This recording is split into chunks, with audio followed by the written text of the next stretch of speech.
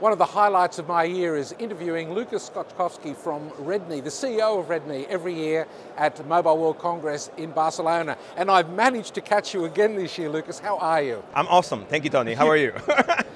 This year it's all about digital service providers and digital services, but what does it actually mean for a communication service provider to become a digital service provider? I think they've been there all along, but I think it is about how they engage subscribers. So I think what it is when I talk to our customers, they say, we want to be more like Uber, which is really about applications to help subscribers interact with them, to be able to have more control about their services, selecting, being in charge, really simplifying customer care, really simplifying how they buy services, and increasing number of capabilities that they offer to their subscribers.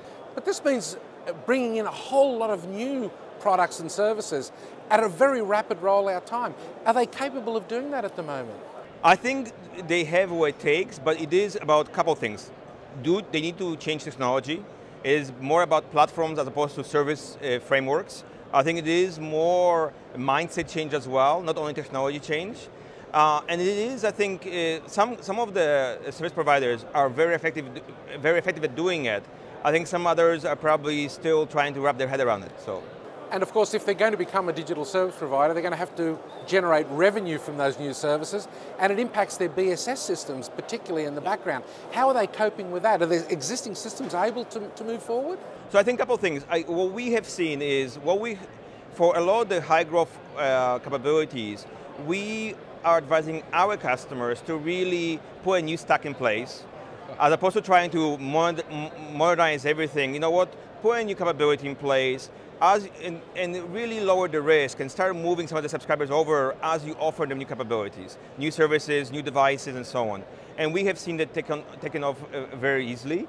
One of the customers in Latin America put our full cloud capability in, and they have brought in 3 new segments, and they've been very successfully pick up.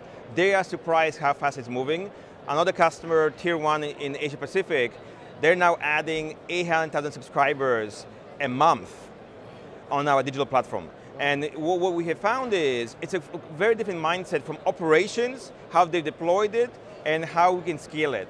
But also, what's great about it is they see it as a key competitive advantage of how they are disrupting themselves and their competitors. And that's the issue, the disruption, because telcos are very averse to swapping out a full stack normally. Over the years, they've dreaded that. They've gone for best of breed this and best of breed that.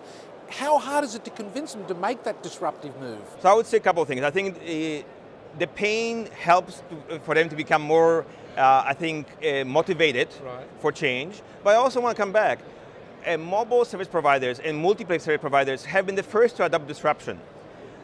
And it goes in cycles, right? And I think from our perspective is, as our market matures and evolves, it is bound to get disrupted. And the question becomes, either we move or we get moved on. So I think what we're excited about is the customers we got a chance to work with are really making a difference, and they are taking it, and if they're not convinced of doing it up for a big investment, what they are driving is, let's do it as a cloud capability. Let's do it pay as we go. Let's partner to make it happen. And we have seen that we can make progress, but it does require, there's probably a handful of really partner vendors that can work with those operators to make it happen. Now, you've had a few acquisitions over the past couple of years, and they're rolled into the big organisation now.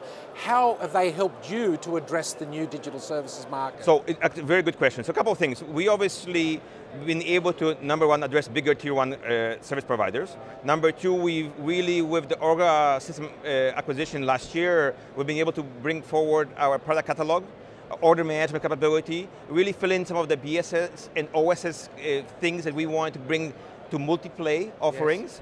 Yes. And I think what we've done also is we really evolved the IoT offering, simplified it, made it more attractive, and also made it more cost-effective to enterprise players. So now we have, energy companies as our customers, automotive, yes, so BMW, cars, right?